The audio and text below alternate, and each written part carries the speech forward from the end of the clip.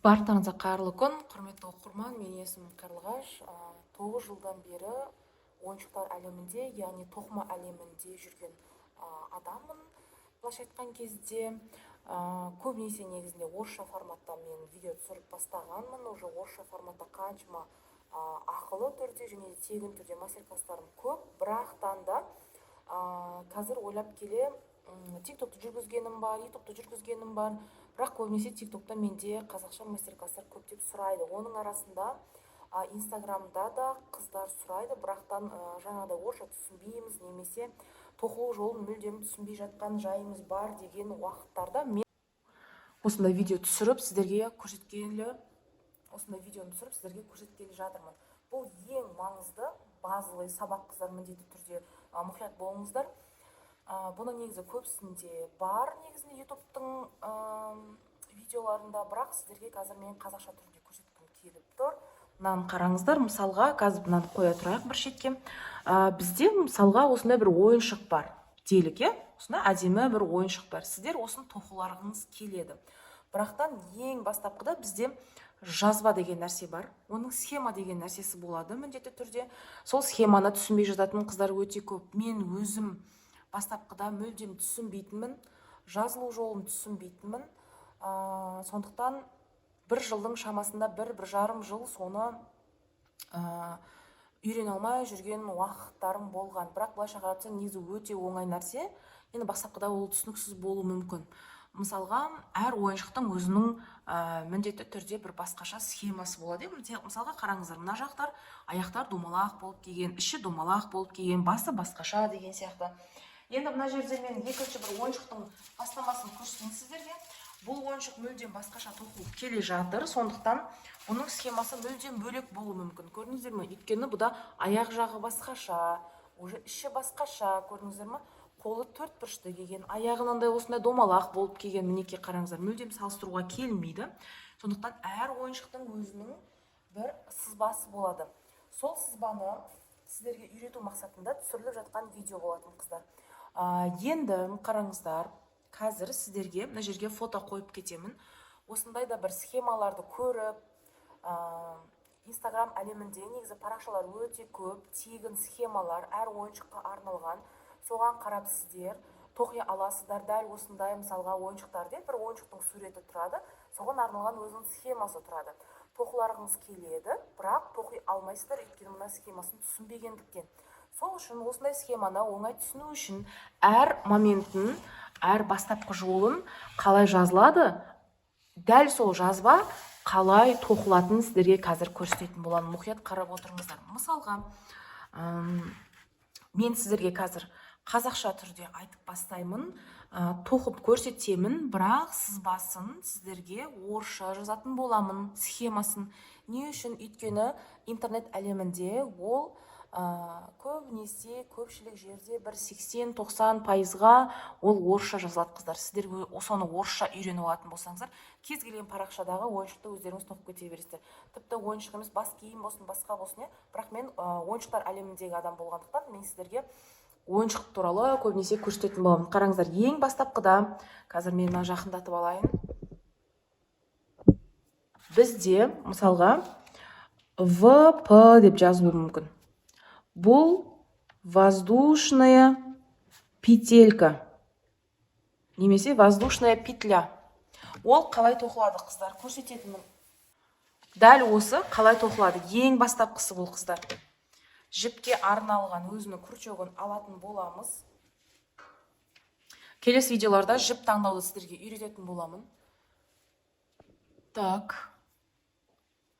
Осылайдан ұстап аласыздар бастапқыда. Мынау тұрған біздегі ілмек, яғни крючок, үнемі сіздерге қарап тұру керек. Немесе мынау тұрған сіздің сол қолыңызға қарап тұру керек. Мынаны бұлай ұстап аласыздар. Мінекей. Екі саусақ, мынау саусақпен екінші саусақ осы жерді түйінін қосылған жерін ұстап тұру керек, міндетті түрде. Крючогымызды кіргіземіз, және де мынау тұрған ұзын, көрдіңіздер ме, жұмыс жіп. Осы жұмыс жіпті тістеп алады өзі крючок. Ілмек сүйтесіздер дағыны, міне көрдіңіздер ме уже. Келесі саусақтар жұмысқа кірісіп жатыр. Мінекей. екі саусақ міндетті түрде ұстап тұрады. Мынаны былайынан қысып аласыздар. Мінекей. Енді шығарамыз. Мынау тұрған бізде бір ғана осында түйіншек болып шықты. Крючогымызды кіргіземіз. Және де жіптің ең оңай ұсталу жолы сіздерге. Мінекей, қараңыздар. Мынау бас бармақпен, мынау екінші тұрған саусақ, мына жердегі түйінін ұстап тұру керек, шығып кетпес үшін. Ал қалған саусақтар, мінекей, жіп бұлайынан өтеді дағыны, мына жаққа алақанның үстінен осылай кетеді дағыны, мына екі саусақ жұмыс жіпті ұзарып кетпеуін бақылап тұрады. Осылайынан, көрдіңіздер ме? Мінекей. Енді жұмыс жіпті аламызда біз бұлай ұстасаңыздар да өте ыңғайлы болады. Мінекей, көрдіңіздер ме? Мына саусақ бізде бұл жұмыс жіптің ұзарып, қысқарып, сіздерге керек емес ұзындықта болып кетпеуін қадағалап тұрады. Дәл осылай ұстап тұрасыздар дағыны. Крючокты жұмыс жіптен алып, мына түйіншектен шығарамыз. Бізде бір тізбек болды. Және де екінші тізбек, үшінші тізбек, төртінші тізбек. Міне тістеп алады да, мына крючоктың тісі сіздерге қарап тұр. Тістеп алады да, сыртқа шығара береді. Тістеп алады, сыртқа шығара береді. Тоқып жатқан кезде иықтарыңыз тырыспай, қолдарыңыз тырыспай, жеңіл отыратын болсаңыздар, ешқандай қиындықсыз тоқымаңызды бастап кете аласыз. Және де сіздің тоқымаңыз өте тығыз болып қалмайды. Келесі тағы да осылай кете береміз. Мінекей, осы жай тізбектер бізде, қыздар, воздушная петелька дейді. Мінекей. Келесі бізде жазу. Енді тізбектің өзін көрсететін боламын. Столбик без накида. Немесе столбик без накида. Разница жоқ. Ерекшелік жоқ, е? Міне, столбик без накида. Жай тізбек деген сөз. Жазылдық. Мінекей. Кейде ол жай ғана, мысалға, С, Б, Н деп тұр. Столбик без накида. Бірінші әріптерінен құралған сөз болып тұр мына жерде. Ал кейде ол С, Т болып жазыла салуы мүмкін. Жай ғана столбик. Өйткені ол жай ғана столбик. Осылай жазылуы да мүмкін. Мына екеуі де бір нәрсе. Бір мағынаны білдіретін болады, қыздар.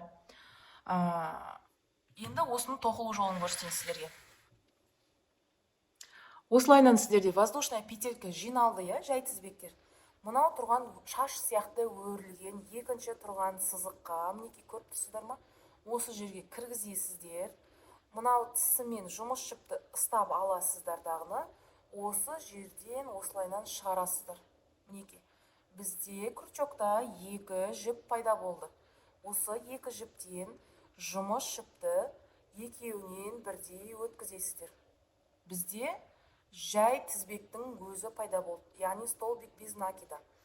Келесіне, өрілгеннің келесіне кіргізесіздер. Дәл осылай етіп жұмыс жіпті тістеп алып шығасыздар дағыны. Бізде крючокта екі жіп пайда болды. Осы екеуін біреу ету үшін жұмыс жіпті алып, екеуінен бірге шығарамыз, қыздар. Келесін дәл солай етіп кіргіземіз. Жұмыс жіпті тістеп алып шығамыз. Крючокта екі жіп, жұмыс жіпті тістеп алып, екеуінен бірге өткіземіз. Мінекей, бізде осындай столбик без накида, яғни жай тізбектер. Осылайынан етіп, тоқып кете бересіздер, қыздар. Мінекей. Қазір сіздерге соңына дейін тоқып, қандай болып шығатынын көрсететін боламын. Мінекей, көрдіңіздер ме? Осылайынан етіп сіздердің тоқымаларыңыз пайда бола бастайды, қыздар. Мінекей. Енді бізде келесісінде, мынаны мен қазір сөгіп тастаймын, қыздар. Өйткені бізде тізбекте, мына схемада, яғни бүйтіп жазылуы мүмкін.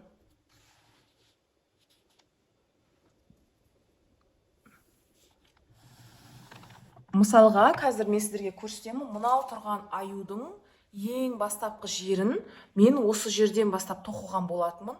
Осы дөңгелекшені қалай тоқылу керек екенін сіздерге көрсететін боламын. Бұл негізі амигуруми ойыншығы болғандықтан амигуруми домалағынан бастау керек. Яғни кольцо амигуруми қыздар. Кейбір схемаларда жай ғана бастапқысы КА деп жазылып тұрады. Яғни КА. Кольцо амигуруми. Немесе бұл бірінші варианты.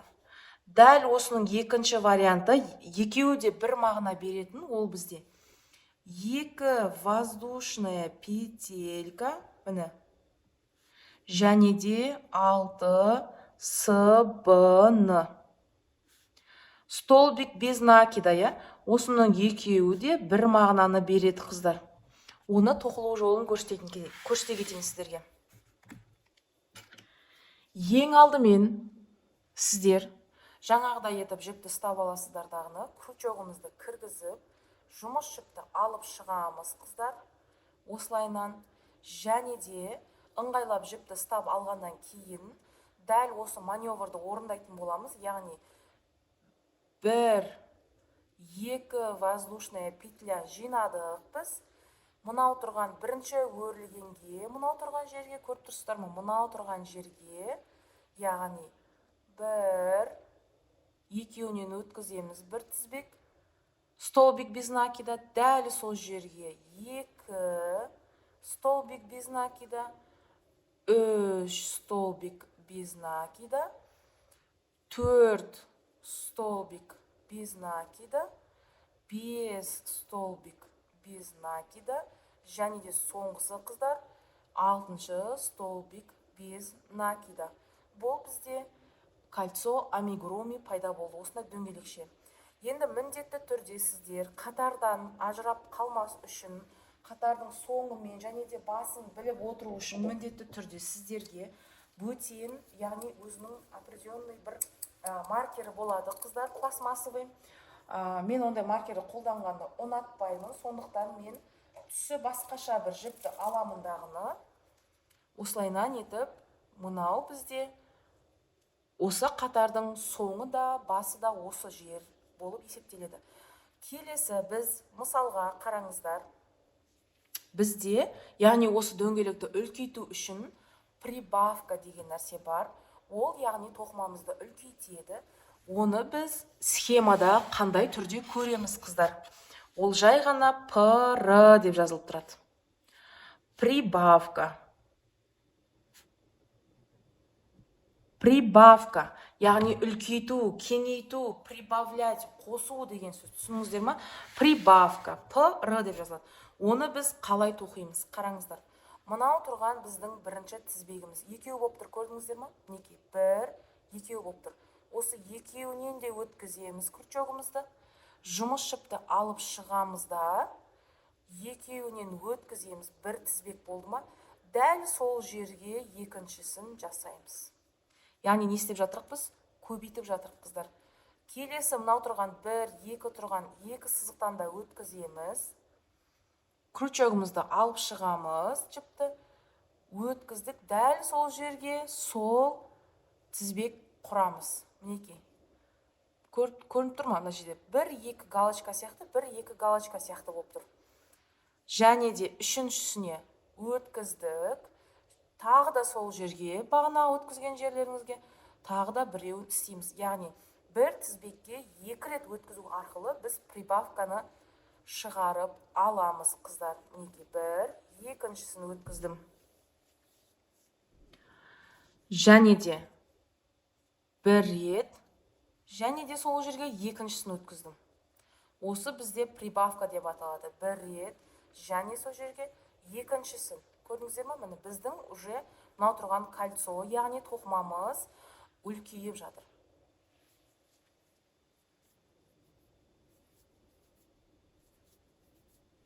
Қазір мен келесі қатарды осылай етіп үлкейтіп алайын. Өйткені келесі бізде тұрған, яғни келесі сызба бойынша біз келесі сабақтарды үйрену үшін сызба бойынша, яғни схема бойынша келесі тақырыптарды көрсету үшін мен осылайынан етіп үлкейтіп алайын қыздар. Қазір сіздерге келесісін көрсететін боламын.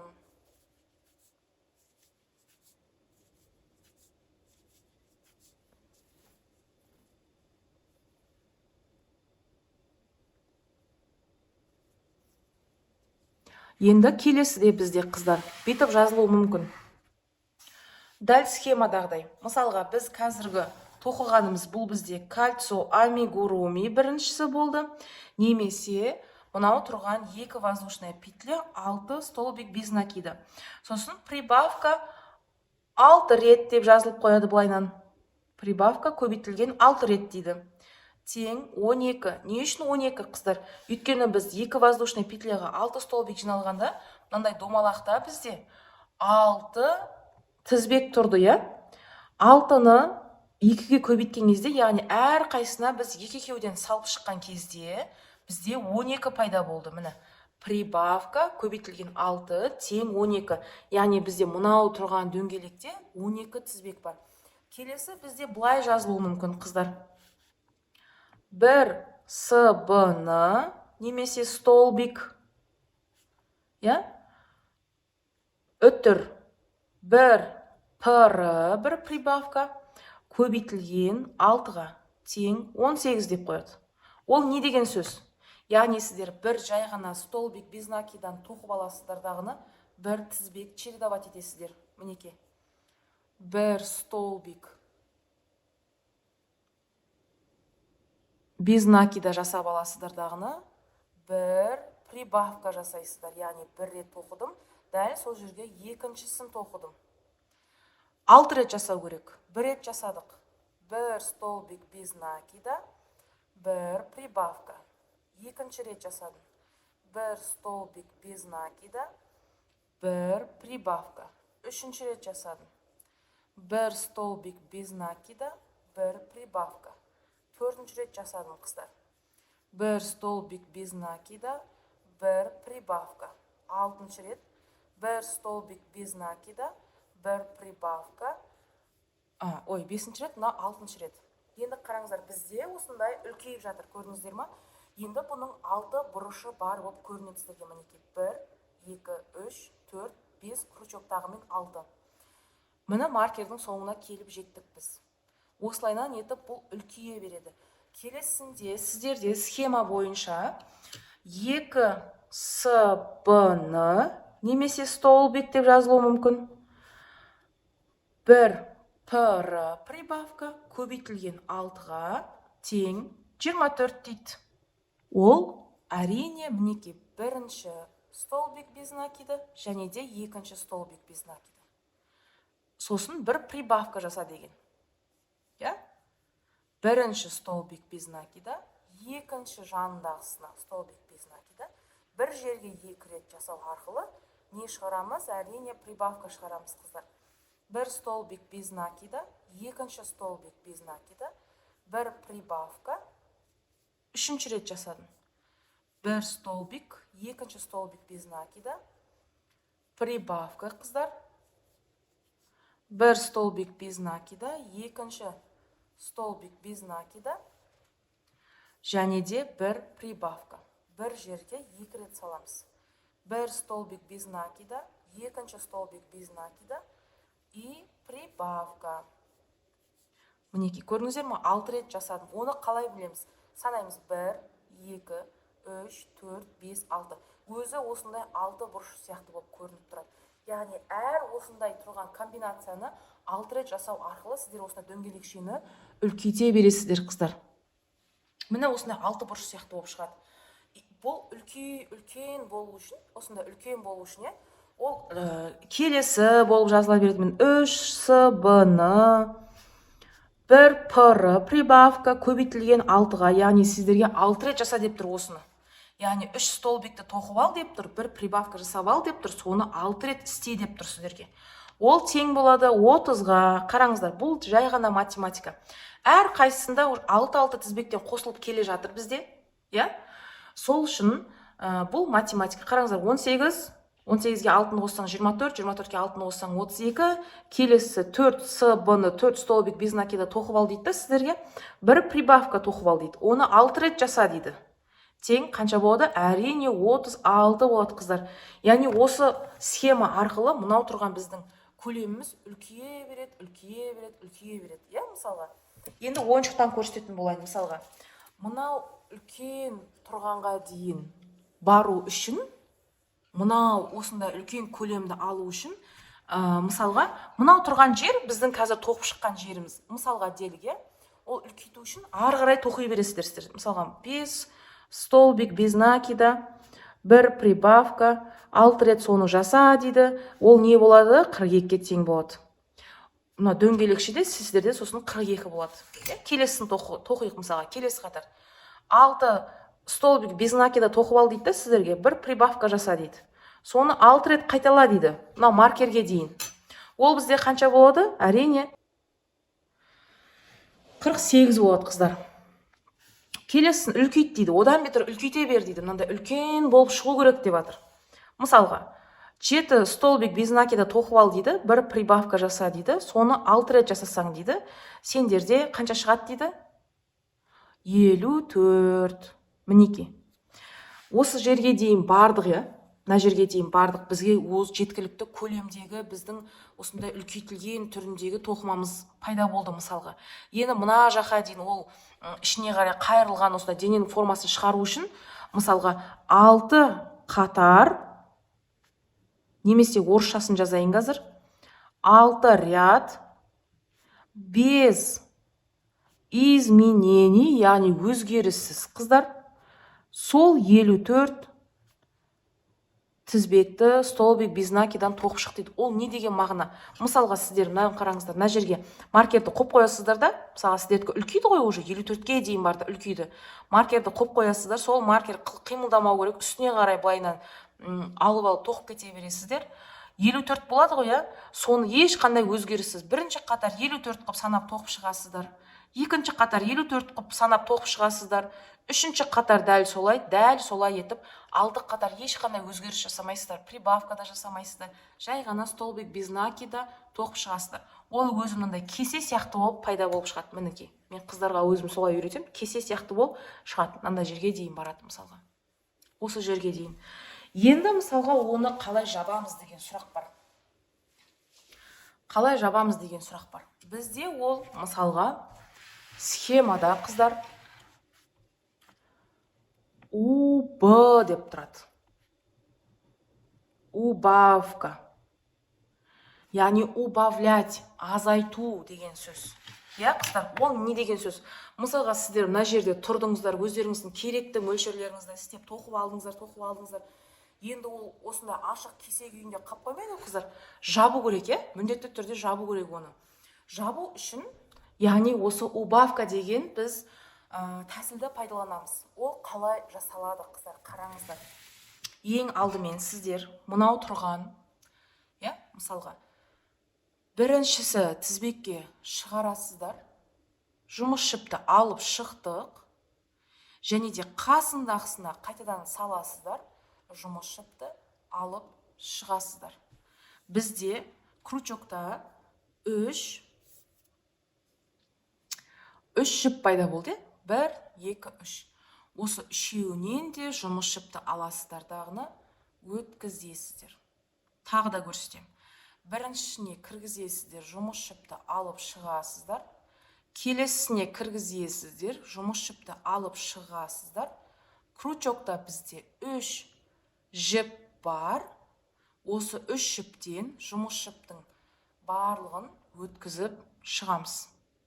Яғни бұл тәсіл мынау тұрған бірінші тізбекпен екінші тізбекті үшеуінен өткізу арқылы бір тізбек ету. Яғни біз не істеп тастадық? Екі тізбекті бір тізбекке айналдырып қысқартып тастадық, қыздар. Неке қараңыздар. Шығардым, крючокта 3 өткізіп тастадым. Біріншісінен шығардым, екіншісінен шығардым, үшеуінен өткізіп тастадым. Біріншісінен шығардым, екіншісінен шығардым, үшеуінен өткізіп тастадым. Неке. крючокты үшіп өткізіп тастадым. Крючокты үшіп өткізіп тастадым. Осылайнан 6 рет жасайсыздар. Әр берілген маневрды, әр берілген тапсырманы, яғни 6 рет жасайсыздар. Кез келген уақытта 6 рет. Сонда ғана сіздердің ойыншықтарыңыз дұрыс болып шығады. Енді қараңыздар. Мынау жабылып жатыр. Көрдіңіздер ме? Қазір мен дәл осындай еді тағы да 6 рет жасап шығатын болсам, бұл осылайнан топ-томақ болып жабылып қалады. Мінекей, қыздар, ешқандай қиындығы жоқ. Және де тағы да бір бізде аса маңызды керекті схемалардағы жазудың бірі соединительный столбик с болып жазылады. Соединительный столбик. Яғни біріктірілген столбик, тізбек болады. Оны қалай жасаймыз? Мінекей. Жұмыс жіпті, яғни крючогымызды мынау тұрған тізбектен өткіземіз. Жұмыс жіпті алып шығамыз. Мысалға, жай столбик без накида болатын болса, алып жұмыс жіпті екеуіне өткізетін еді қой. Ал бұл жерде ондай емес, қыздар. Мінекей, бір тізбекке өткізіп жұмыс жіпті алып шықтық қой, екеу болып тұр. Осы тұрған екіншісін мына жерден өткізіп жібереміз. Осы бізде соединительный столбик болып аталады, қыздар. Келесі тағы да кіргіземіз, алып шығамыз, мынадан өткізіп жібереміз. Кіргіземіз, жұмыс жіпті алып шығамыз, мынадан өткізіп жібереміз. Көрдіңіздер ме? Мінекей, өрілген болып өзі шыға береді. Осы соединительный столбик болып аталады, қыздар. Білмеген жерлеріңіз болатын болса, міндетті түрде комментарийға жазып кетсеңіздер болады. Қыздар, мен сіздерге жауап беремін. Одан кейін бір жер аса дұрыс емес түсіндірілген болатын болса, видеоны қайталап басын айналдырып көрсеңіздер, міндетті түрде түсініп аласыздар. Келесі видеоларда әрине схемаға байланысты неше түрлі сабақтар болады. Қалай тоқылған тоқу ыңғайлы, қалай тоқсаңыз арасында тесіктер көп қалып кетпейді, яғни ішіндегі салынатын осындай салмасы көрініп қалады кейбір қыздарда, өйткені тығыз тоқымағандықтың әсерінен, кесірінен дейінші. Соның барлығын техникасын сіздерге үйрететін боламын. Видео пайдалы болатын болса, міндетті түрде қыздар, маған ол өте қажет.